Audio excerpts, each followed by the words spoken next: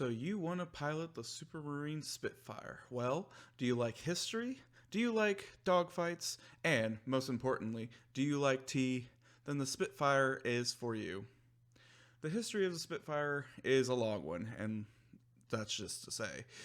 Basically, this plane was built in 1936 in March and has had a long service with the British and with many other nations, but mostly for the British from 1938 until the 1950s. It eventually got phased out, but it's basically one of the longest serving World War II aircrafts.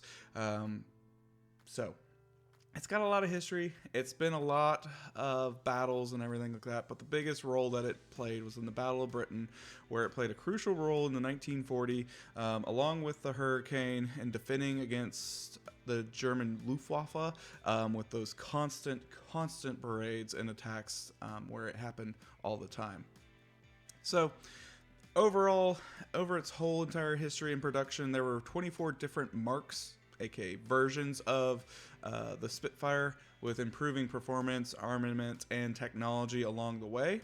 But for the early models, they were basically top speed about 360 miles per hour, while the later versions were about 450 miles per hour. And for the most part, they were powered by Rolls-Royce Merlin engines for the most part of their life. Later on, they went into the Griffin engines, but for the most part, you had your Merlin, which has been a very iconic engine, to be said, for at least British technology and any warfare that they had.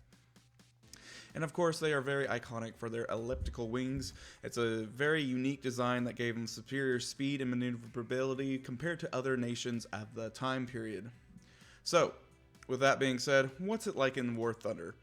Wow, it's probably like one of the best propeller planes that you can play, and it excels at dogfighting. Basically, it kind of depends on what variant you starts with. So like your Mark 1, 2s, and 5s are going to be great at turns and best used in turning fights.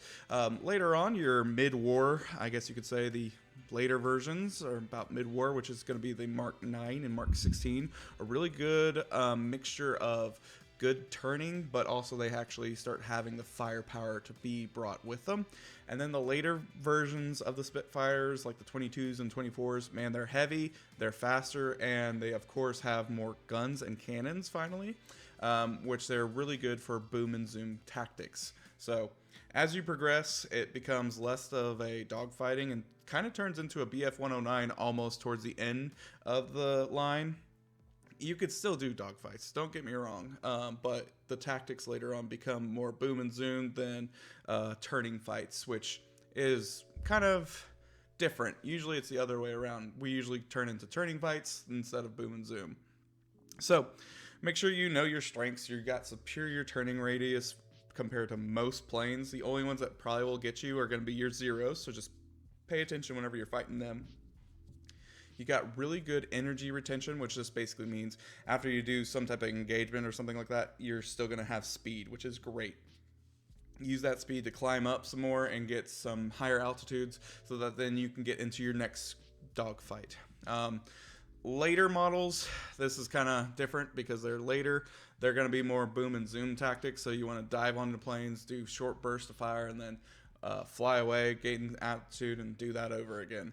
But for your earlier models, you're going to be kind of always in the thick of it and always keep your eye on your back just to make sure that you're playing to your strengths and weaknesses. You cannot you'll be outsped, I guess you could say, outflown. I don't know how to exactly want to say it, but basically you don't want to be chasing down a BF-109. They're always going to be a little bit faster than you, at least in the earlier models of the Spitfire, but you know, that's all right. You can pick your battles where you want to. Spitfire dominates basically in low speed, high agility fights. Don't get caught up in high speed chasers, basically, once again, like basically your Focke-Wulfs or your P-51s. Climb high, pick your fights. Always watch your back, but basically it's a really fun plane. One of the best out there, at least on a dogfighting stance. Ground attack, ooh, it's not so good.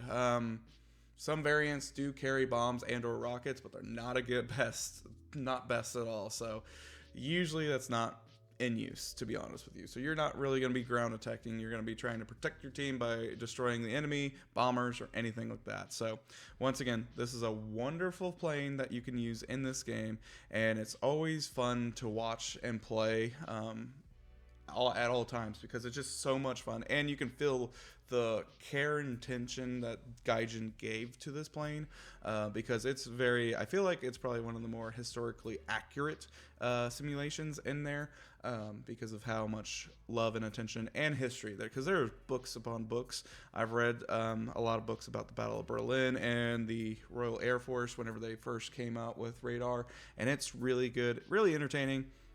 But the men of that generation were crazy, I feel like, because they were constantly always up in the sky, it felt like, according to some of the books and accounts, because it makes sense, because they were always being under attack. So with that being said, hopefully you guys enjoyed. Please let me know what type of plane you want me to cover in the next video, and if you're new to the channel, thanks for making it to the end, and please subscribe. Thanks, bye-bye.